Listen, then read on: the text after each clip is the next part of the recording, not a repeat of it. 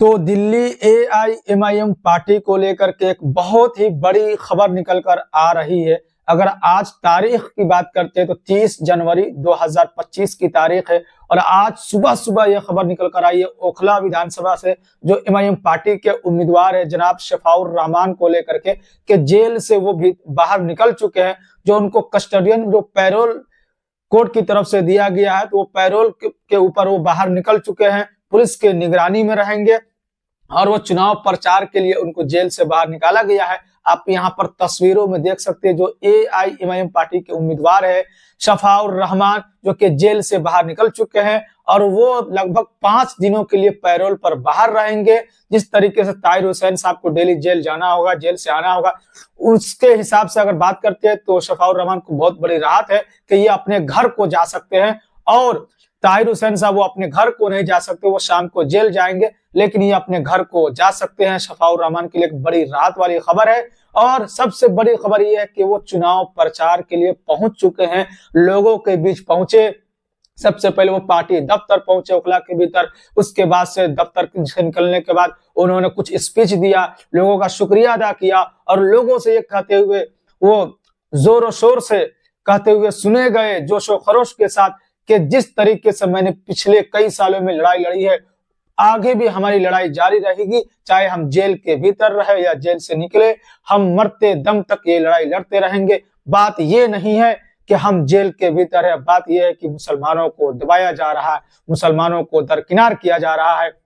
आज अगर हम बात करते हैं तो जो सेकुलर पार्टी है, चाहे वो कांग्रेस हो चाहे वो आम आदमी पार्टी हो, जो हमारे वोटों का इस्तेमाल करती हुई नजर आती है, वो भारतीय जनता पार्टी का डर दिखा करके वोटों का इस्तेमाल करती है, फिर हमें दरकिनार कर देती है। तो ये सारी बातों को लेकर के अपनी जनता के बीच पहुंचते हुए नजर आ रहे हैं शफाउर रहमान। लगभग 5 सालों से वो जेल के भीतर बंद है। सीए एनआरसी को लेकर के वो आरोपी बनाए गए हैं और इसी चीज को लेकर के इस बार चुनाव में एक गूंजता हुआ स्लोगन नजर आ रहा है। जितने भी जामिया वासी है, ओखला के वासी है, ओखला की आवाम है, वो सारे शफाउर रहमान के पक्ष में चलते हुए नजर आ रहे हैं। और आखिरकार शफाउर रहमान चुनाव प्रचार करने के लिए लोगों के बीच पहुंच ही गए।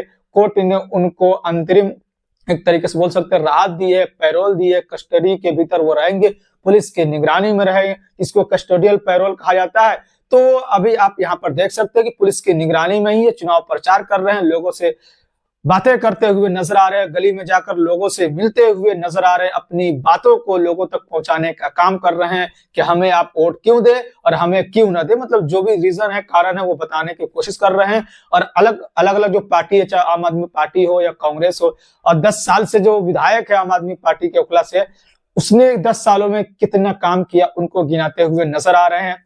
समस्या क्या है बड़ी बड़ी उनको दिखाते हुए गिनाते हुए नजर आ रहे हैं शफाउर रहमान कि पानी की समस्या है, सड़क की समस्या है, हॉस्पिटल की समस्या है, स्कूल की समस्या है।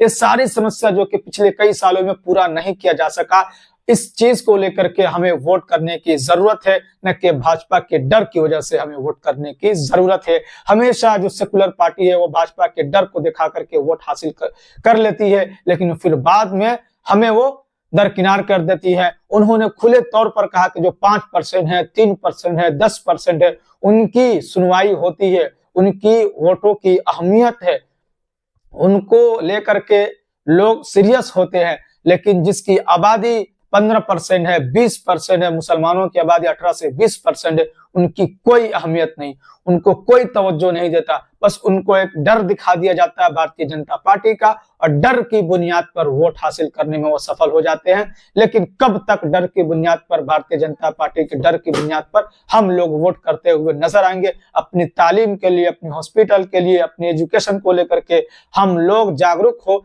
होए और इस चीज को लेकर के हम लोग वोट करने का काम करें। जिस तरीके से अभी ये खबर निकल कर आई है, ज्यादा अभी अपडेट कुछ निकल कर आ नहीं पा रही है।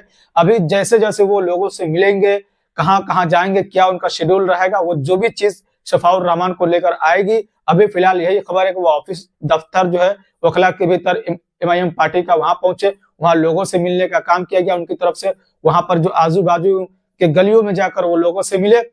तो ये अभी तक की खबर है, जो अभी सुबह सुबह अगर बात करते हैं तो 1:30-2 बजे मैं वीडियो शूट कर रहा हूँ, इस वक्त की यही खबर है। आगे जो भी खबर निकल कर आएगी किस चीज को लेकर कहां पर किन नेताओं से मुलाकात हो रही है, किन किन लोगों से मुलाकात हो रही है, कैसे वो चुनाव प्रचार कर रहे हैं, क्या रणनीति बना रहे हैं, ये सारी बातों को लेकर, शफाउर रहमान को लेकर मैं आप तक फिर से रखने का कोशिश करूंगा। दूसरी बात यह है कि बहुत बड़ा इफेक्ट पड़ेगा, बहुत बड़ा प्रभाव ओखला के भीतर देखने को कुछ दिनों में मिलेगा। शफाउर रहमान बाहर आ चुके हैं और अपनी मजबूती के साथ अपनी बातों को लोगों के बीच रखते हुए नजर आएंगे। एक तो इनकी पैठ बहुत बड़ी मजबूती के साथ मानी जाती है ओखला के भीतर, लेकिन जेल के भीतर थे इनकी वाइफ, इनकी जो भी फैमिली मेंबर है, या असरुद्दीन वसी साहब है, इम्तियाज जलील साहब है, पूरी टीम है शफाउर रहमान के लिए मेहनत करते हुए नजर आ रहे थे। लेकिन आज खुद जो उम्मीदवार है शफाउर रहमान, वो आज पहुंच चुके हैं। 5 दिन की पैरोल के लिए निकले हैं। 5 दिन ये चुनाव प्रचार करते हुए लोगों के बीच नजर आएंगे, आवाम के बीच नजर आएंगे, आवाम से बात करते हुए नजर आएंगे। तो चलिए फिर आपसे मिलते हैं किसी और वीडियो के साथ।